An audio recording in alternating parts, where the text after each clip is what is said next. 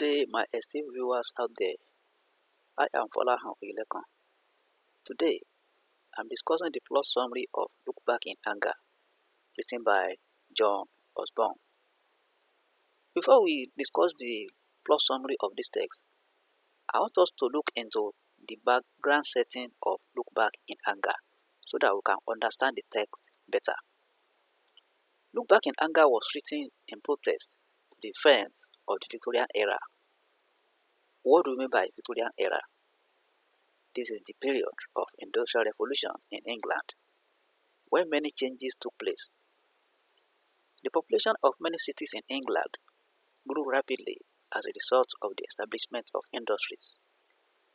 People from the countryside moved to the cities to find jobs and live better lives. The society was divided classically to upper, middle, and working class. This results in social inequalities in the society among the people. There was a great divide between the rich factory owners and the working class. The people of the lower classes are denied many benefits and rights. Now, these are the characters. We have Jimmy Potter. He's a young, educated man. He's the protagonist of the drama text. Alison Potter is Jimmy's wife, and Cliff Lewis is Jimmy's friend. Elena Charles is Alison's friend, while Colonel Redfern is Alison's father, and that means that he is Jimmy Potter's father-in-law. We are going to discuss the characters one after the other. Now, the plot summary of Look Back in Anger. The setting of Look Back in Anger is Jimmy Potter's attic flat apartment in a large Midland town in England. The time setting is mid-1950s. Jimmy and Alison, his wife, share their apartment with Cliff, Jimmy's friend, who is working class like Jimmy. The two are educated, though Jimmy has more education than Cliff. They run a sweet store together as their business. Alison, however, is from the upper class of the society. The first scene opens on a Sunday in April. The two friends, Jimmy and Cliff, are reading the Sunday paper, while Alison is ironing on the ironing board. Jimmy, a troublemaker, starts throwing banters that will provoke Cliff and Alison. He castigates Cliff for his low education and makes fun of him that is common and has low intelligence. Cliff is cool-headed and understands Jimmy. He slanders Alison's family and their interference in their affairs before they get married. He also talks about England's powerful past, that the world is now in the American age. He refers to it as quote-unquote dreary. Jimmy later says that the sound of the iron is disturbing him. Alison then urges him to keep the peace. This further infuriates Jimmy and results in a playful fight between Jimmy and Cliff. They drag themselves towards Alison and fall on the ironing board. Alison falls down and Jimmy feels sorry for the wound Alison sustains, that it is not intentional. She only tells him to get out. That is Alison. Jimmy leaves the room and Alison informs Cliff that she is pregnant with Jimmy's child and that she has not told him.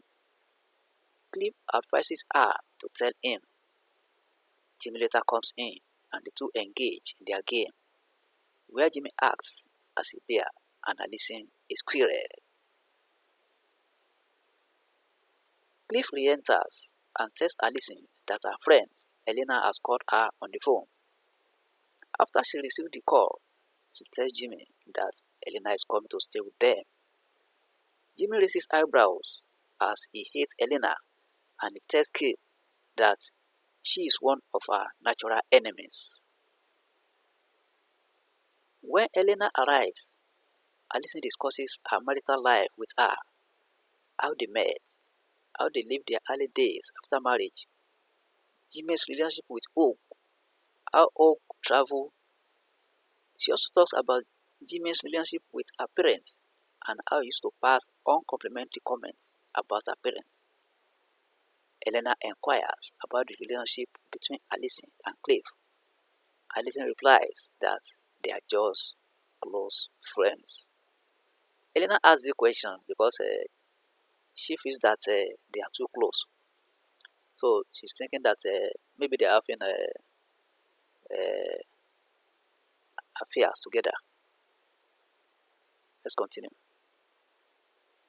Jimmy and Clive are back to the flat, and Jimmy makes anti-religious utterances when he learns that Alison and Elena are going to the church.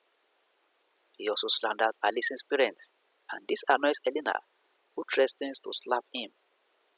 Jimmy also dares her that he will slap her back.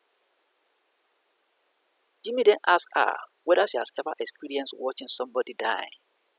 He tells her how it was his father, who was injured fighting in the Spanish Civil War, dying when he was just 10. Elena tells Alison that she has sent a message to Colonel Redfern, her father, to come and take her home because of Jimmy's problems. Colonel Redfern was an officer in the British military and served in India. Jimmy receives a phone call that Oak's mother, Mrs. Tanner, is sick.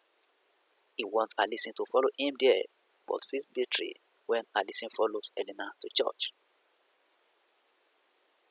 Alison's father arrives the following evening and she packs her things. Her father comments that he doesn't really understand the love that exists between Jimmy and Alison.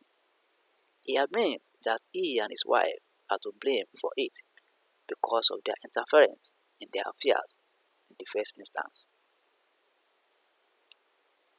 Elena and Clive later come in, and Alison gives Clive a letter to Jimmy explaining why she leaves. Clive, who blames Elena for what happened, throws the letter at her to give it to Jimmy. She tells Clive that she's staying just for tonight.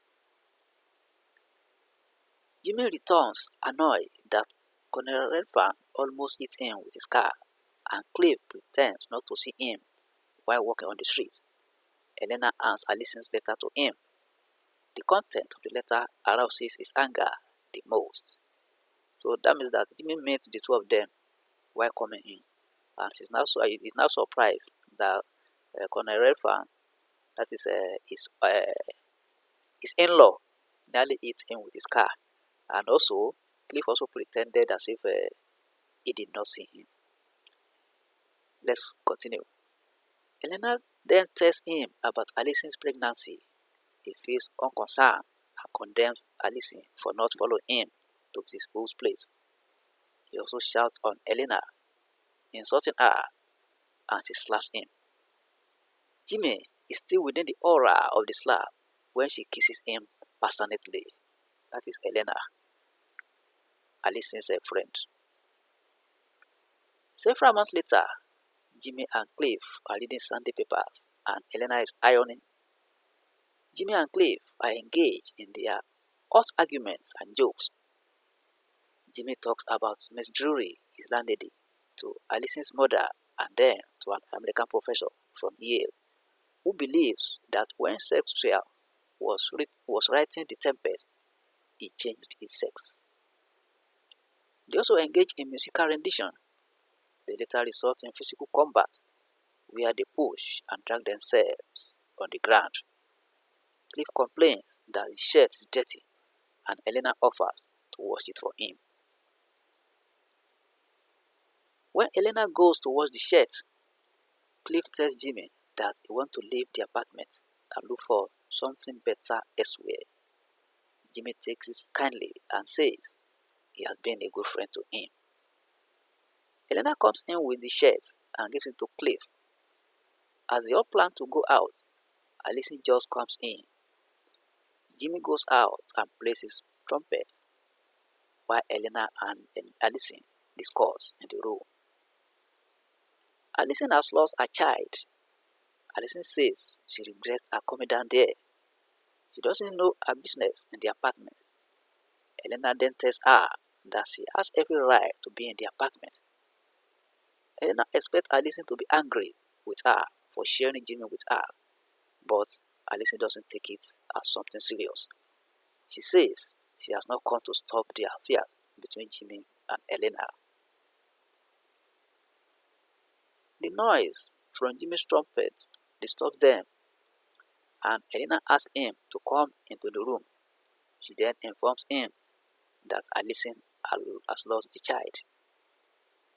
He just shrugs it off and says, without being told, he knows. Elena then confesses that her sense of morality tells her that what she has done is wrong and wants to leave. Alison tries to convince her to stay and that Jimmy will be lonely if she leaves. When Elena eventually leaves, Jimmy wants to be angry with Alison for not attending Mrs. Oak's funeral.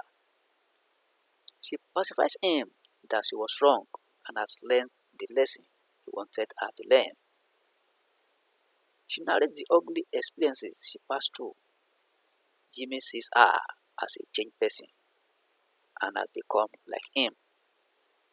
They play their game of bear and squirrel and then embrace. So that's the end of Look Back in Anger by John Osborne. I've earlier discussed in my previous video the characters, the themes, and the dramatic techniques. All these videos are on my channel.